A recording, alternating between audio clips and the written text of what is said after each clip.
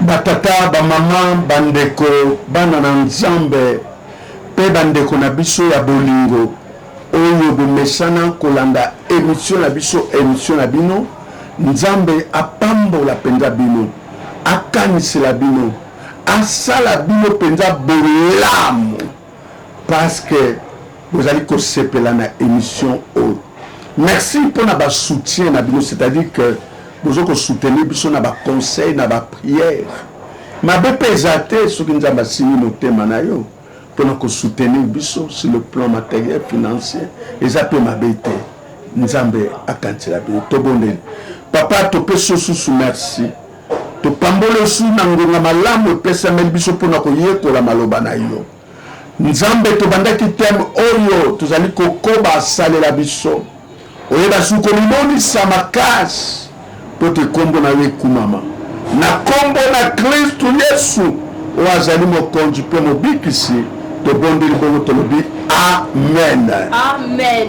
Bien-aimé, boyebi grand thème na biso tozoko koba eza sur la délivrance ou bien bokangolami bosikolami nde yango tozali koyekola.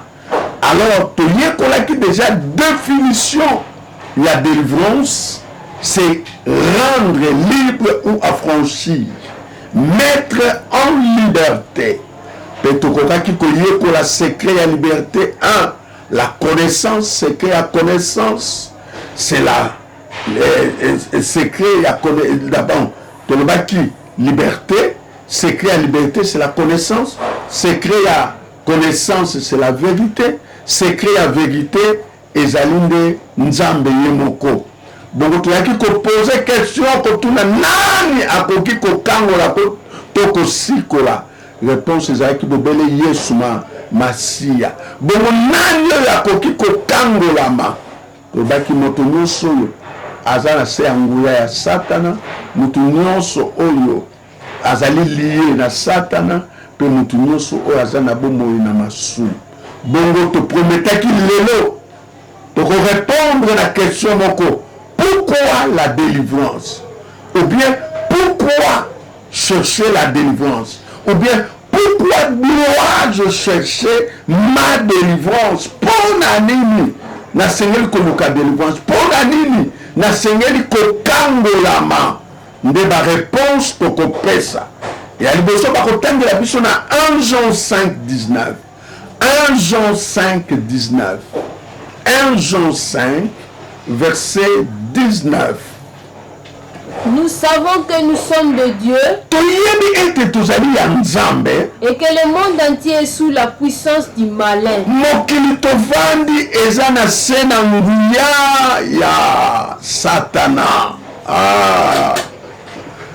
Pourquoi la délivrance? Le monde entier est sous l'emprise du malin. Bien-aimé, mboko tofandi eza mboka ya jeu de mete. Mboko tofandi ezali mboka to mokili ya blague te. Eza mokili ya kosa n'importe quoi te. Eza mokili ton eza na ngulia ya satana. Mpe bato ya mitema mabe baze bele bato ya kanza baze bele. Misala ndenge na ndenge yiki. Eza na mokili occultisme pai, fétichisme pai, new age pai. Donc nyonso na mokili o. Et c'est pourquoi je dois chercher ma délivrance pour nazala victime te na batu wana to na biloko wana. Ya mibale. Bakotanga na 1 Pierre chapitre 2 verset 9. Vous, au contraire, bino lisusu, vous êtes une race élue, bozali liboka o eponama, un sacerdoce royal, bozali banganga nzambe pe bozali bankulu, une nation sainte, ekolo bulisama, un peuple acquis, ekolo esombama, afin que vous annonciez le vertu de celui qui vous a appelé, po ete bosakola misala minene ya oyo abenga bino. des ténèbres à son admirable lumière. Alongola bino na molili akotisi bino na pole. Amen. Amen. Pourquoi je dois chercher ma délivrance? Parce que nous devons annoncer le vertu de celui qui nous a appelés. Bien-aimé, oyebi eza malamu ya kotatolaka misala minene nzambe azosala na bomoi na biso. Yo tel que yozali soki nzambe te mbeso kufa. Soki nzambe te koza na vie oyo ozala yango te. Mais grâce na nzambe asali premier pas aye koluka yo na ngai, asikoli biso na maboko na satana, asikoli biso na se ya nguya ya kufa, asikoli biso na se ya nguya ya masumu, mpe alekisi biso alongoli biso na molili ya seko na seko, alekisi biso na pole ya seko na seko. Mon frère, ma soeur, c'est important de chercher la délivrance. Pour être misala mineno yesu asalaki na ekulusu emonisama na vie na biso. Mission o yesu ayaka kosala esalama mpe ekokisama to prouver que yesu aeshuwaka te ata babakaki na ekulusu eza elembo ya échec te, mais ekulusu eza elembo ya accomplissement ya mission na ye mpe victoire likolo na molinani. Bien-aimé, délivrance est nécessaire tout le kayango. Surtout constater il y a quelque chose. Na kat na bombo na biso za ya malamu to le cas délivrance. To constater na milieu na biso na libota na biso na bandeko na biso. To constater qu'il y a quelque chose qui ne va pas. Bien-aimé to le cas délivrance na bango et koza susu malamu. Yamisato Romains 8:37. Romains 8:37. Romains 8:37, qui les condamnera. Nani oyo ko condamné? Christ est mort. Christ akufaki. Bien plus. Koleka kutu. Il est ressuscité. Asekwaki. Il est à la droite de Dieu. Azali na loboko la mobala nzambe tata. Et il intercède pour nous. Gloire au Seigneur, azali ko sambela pona biso. Bien-aimé na lobaki yango, Jésus-Christ est l'intercesseur par excellence. Jésus-Christ est l'intermédiaire par excellence. Grâce na Jésus, ce que tu as makambo tu as ma réponse, ce que tu as grâce na Jésus, nani ya kukabolanga na Yesu. Nani ya kukabolanga na Yesu. Namoni yete. Parce que na nzela na Yesu ndenga na sikolami, na nzela na Yesu ndenga na kangolami. Yango wana tolingi koloba boye que nous devons et nous sommes appelés à mener une vie victorieuse. Pourquoi je dois chercher ma délivrance? Parce que vie nanga est la vie est longue kakaka. To bengami kaka na kolonga. Yango wana faut vie nanga est la kakaka ya mutu alonga. Na lingi te nazwaka ba défaite na vie nanga. Na lingi te beshek ezalaka na vie nanga. C'est pourquoi je cherche ma délivrance. Nazoluka bosikolami, bokangolami, mpo ete lobi nanga ezala ya malamu. Bien-aimé na nyoyo sayo, Dieu nous a appelés à la vie victorieuse. Yesu soka yake ezalaki mpo biso tozwa vie ya kolonga. Davi ya bibotu ya biso te, mais biso tobengami na kolonga, tobengami na kokende liboso, tobengami pona kotalisa ete Yesu aza na biso tolonga,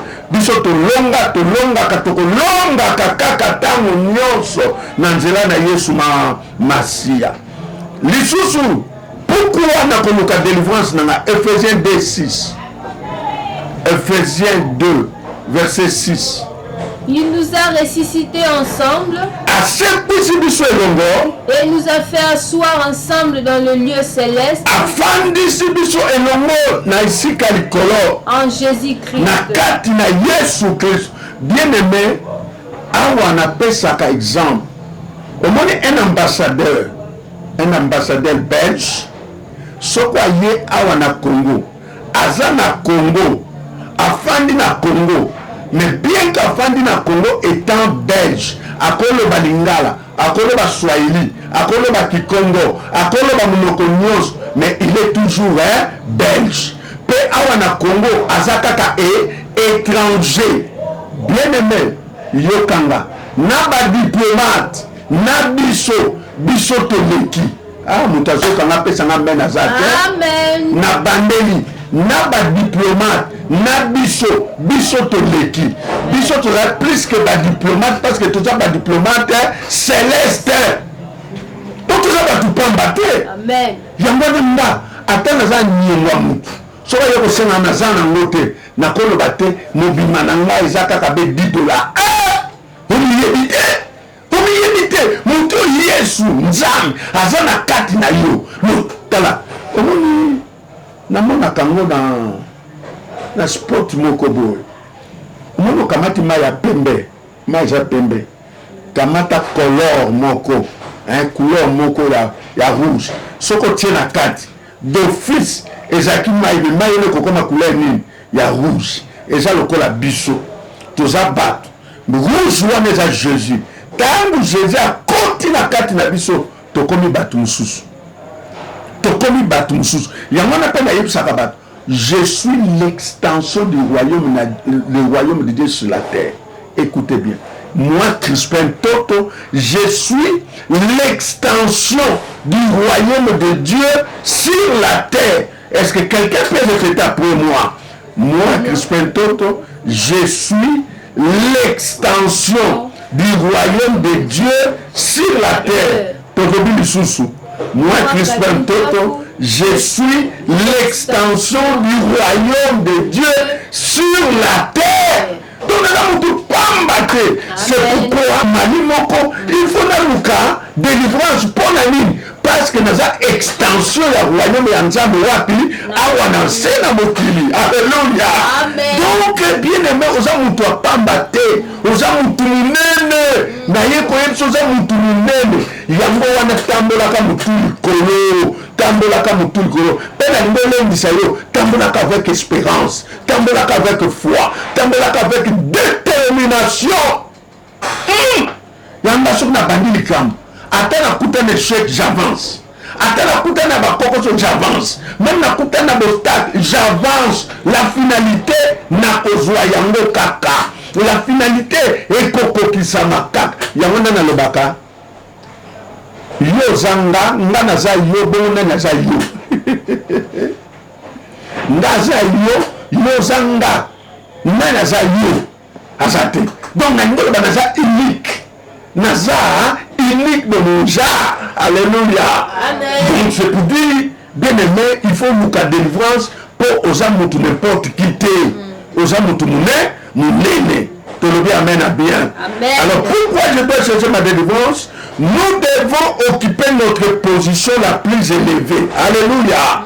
Nous devons occuper notre position la plus élevée. Aux âmes sika. Oza likolo na ebite lombo mutayembango oza likolo yango wana soko même quelque chose anormali na vie na yo luka délivrance pour garder position na yo. Amen. Amen. Tokotanga lisusu na 3 Jean 2 Bien-aimé, je souhaite que tu prospères à tous égards. Et sois en bonne santé. Comment prospère l'état de ton âme. Bien-aimé.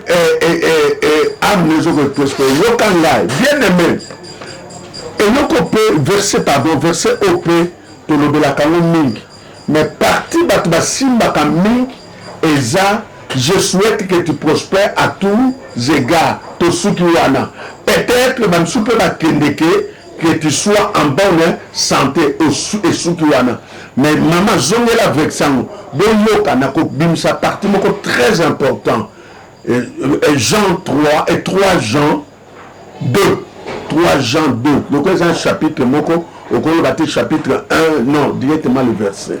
Bien-aimé, je souhaite que tu prospères à tous égards. Nalingi o prospérer na ba domaine nyonso, santé, musala, famille, vie sociale. Donc c'est ça le souhait de Dieu. Et donc on est faux anango. C'est pour dire nyonso na mutu ne faut salaka oyebaka. Nyonso na kosa le sengele récit. Nyonso na kosa il faut fungwama. Nyonso kosa il faut pambola. Et donc on est faux côté na mutu. Même au côté un échec. Mais ce qui version les na mutu na yo. Oko franchi. Oko leka échec. Échec on est ko permettre au matalikolo. Alors na lingi no kono côté na ekota mutu.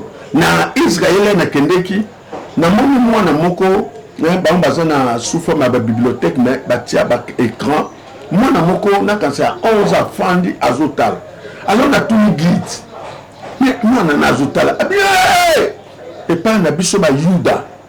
Premièrement mwana fa maîtriser les 5 premiers livres de l'Ancien Testament. Il y a mis ba les foyers ba ko futa ka dîme.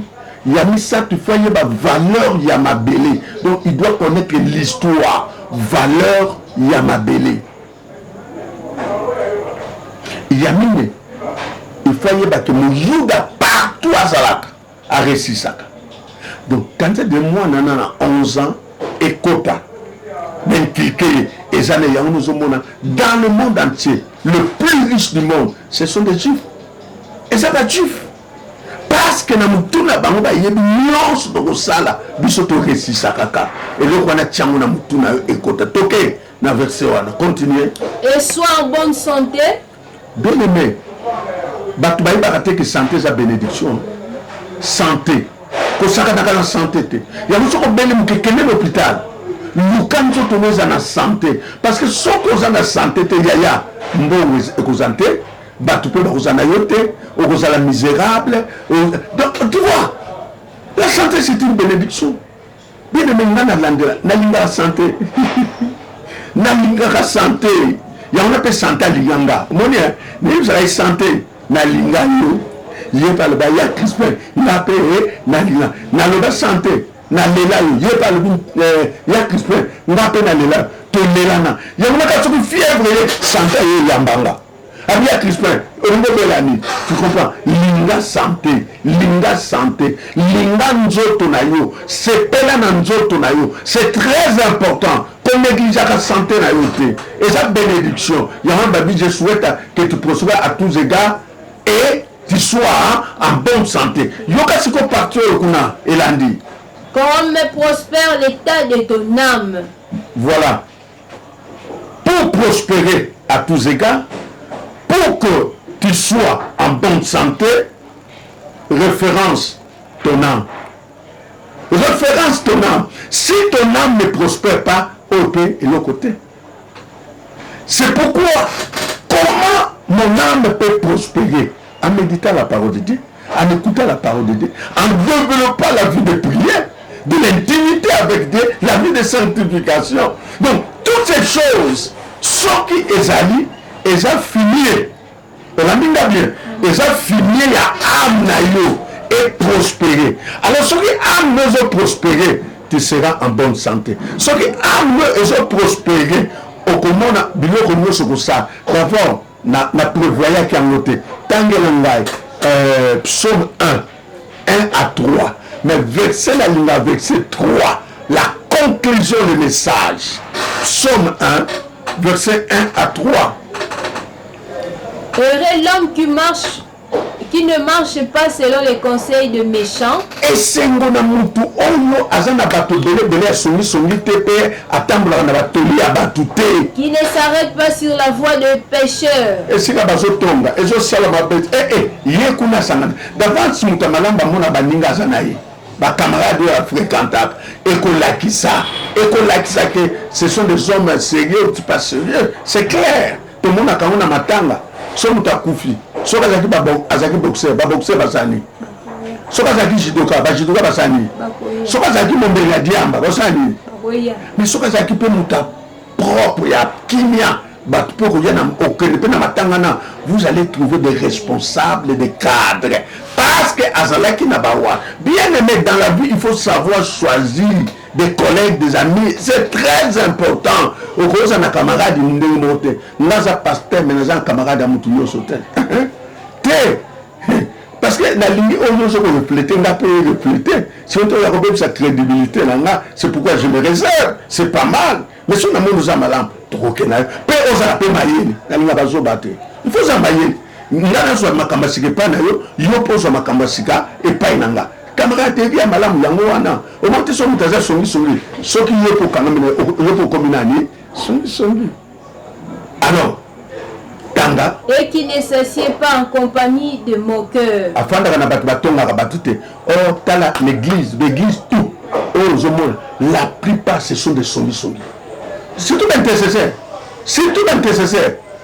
Ba yoki likamamutu c'est ba bimisi na libanda ya mona batu mingi na église bazo kufa na makambo bango moko même pas biso pe ba pasteur tout ça mabe parce que mutu se confie na nga ali na kamata na tilité ya na kiko bango na cher no là tu blesses penga na loba kango moi si na nga za pasteur moi si na nga za pasteur mutu za pasteur zanga mais hier à sa proche nanga donc et ça a certaines choses je peux pas les dire non le bâté non parce que mon témoin ça va passer la yasa nango on comprend n'a pas que les autres qui peuvent battre belé mais c'est ça la vérité la femme est là pour m'accompagner dans ministère pastoral elle est là pour prier pour moi elle est là pour me donner des conseils mais d'autres choses et ça paye à koye bango ça c'est très important.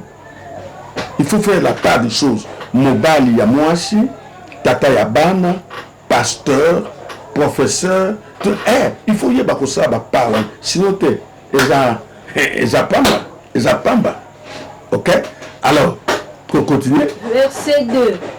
Mais qui trouve son plaisir dans la loi de l'Éternel. C'est-à-dire asepelaka kotanga maloba na nzambe asepelaka koyoka maloba na nzambe asepelaka kokangama na maloba na nzambe oza heureux ezati pona mbongo c'est pas ça je suis en train de parler sur la prospérité de ton âme. OK? Et qu'il la médite jour et nuit. Kotanga maloba na nzambe. Verset 3. La conclusion banda 1 2 c'est quoi 3. Après sa conclusion, comme yoka. Il est comme un arbre planté près d'un courant d'eau. Qui donne son fruit à sa saison. C'est ce que et dont le feuillage ne se flétrit point. C'est ce que ça dit. Pauvreté, rien. Tout ce qu'il fait, lui réussit. Je l'appelle Swana. Tout ce qu'il fait lui réussit. Nyonso mutu wana salaka esimbaka. Nyonso mutu wana salaka esimbaka. Lelo toza obona mutabanda pilipili tombola makaya makabo akomote kamapa. Position yebaka te. Mais le mutu mususu abanda pilipili. Ti akufi asombi balopango atongi banda na pilipili. Biso tumiko nous voulons compliquer les choses.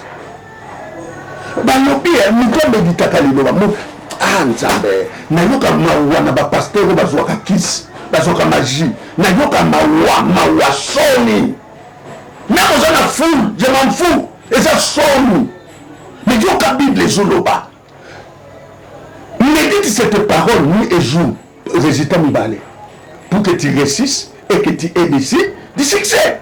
Non, succès c'est dans la parole. Attache-toi à la parole. Succès peut être que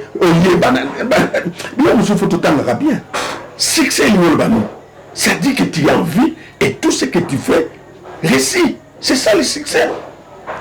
Donc, si tu veux prospérer à tous égards et que tu sois en bonne santé, il faut que ton âme prospère. C'est pourquoi écoute la parole. C'est pelana liloba na nzambe, linga liloba na nzambe, yoka posa liloba na nzambe, yamba liloba na nzambe, fandisa liloba na nzambe, liloba nzambe kanga yango, oko prospérer à tous égards, oko prospérer. Mon frère nous doit consulter, oko prospérer. Je dis, je l'expérimente. C'est pourquoi je suis en train de partager cela avec vous. Bien-aimés, Pourquoi nous devons chercher la délivrance? Nous devons chercher la délivrance pour avoir une bonne santé et prospérer à tous les égards. Bien-aimés, le temps nous fait défaut. Le temps nous fait défaut. Mais maman attend la biso moko poto souki ça. Et que ça la malam mine. Psaume 68, 20 à 22. Psaume 68, 20 à 22. Psaume 68, 20 à 22. Béni soit le Seigneur chaque jour. Quand on nous accable, Dieu nous délivre. Dieu est pour nous le Dieu de délivrance. Alléluia.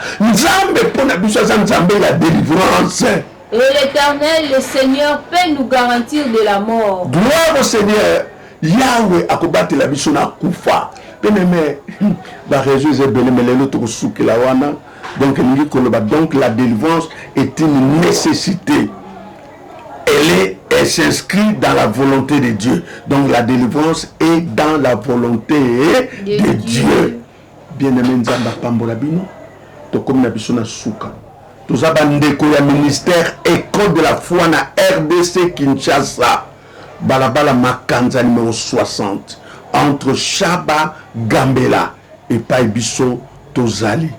Le numéro d'Abisso plus 243 81 24 74 041 plus 243 81 24 74 041. On peut au cause d'Abisso na WhatsApp. Nous sous plus 243 85 32 35 698 plus 243 85 32 35 698. Au Congo, pour s'abonner à YouTube. Au Congo, Crispin Toto TV. Crispin Toto TV d'office au Congo. Biso. Tous ceux qui payent na Maman Kati, ou à souli biso na ba lecture, biso ka mungomu na ye, Maman Kati a qui paye na biso. To komina suka to ko bonde la nzambe to pambolio. To kumisi pe to netolio. Merci pour na maloba oyo e pesameli ndeko na mobandi ko na mwasi na ebike liloba oyo e bandi deja ko sikola ko kangola. Quelle que soit situation nzambe sikola na kombo na Yesu to bonde le bon petolobi. Amen. Amen.